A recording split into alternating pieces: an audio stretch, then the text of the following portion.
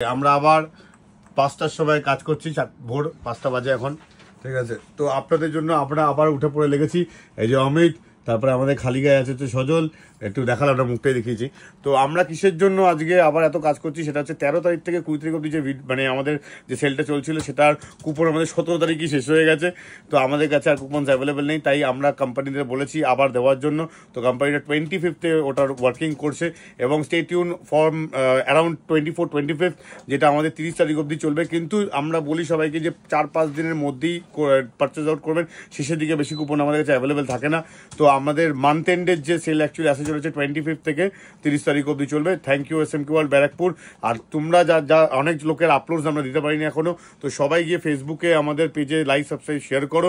ওখানে তোমরা তোমাদের যাদের পুরনো যারা ডেস্কটপ এখন অবধি কিনে নিয়ে গেছে এই সেলে, তাদের সব ছবি আপলোড হবে এবং আপনারা যারা নতুন করে আসবেন তাদেরও সবার ছবি ওখানে দেখতে পারবেন। Thank you SMQ world Barrackpore.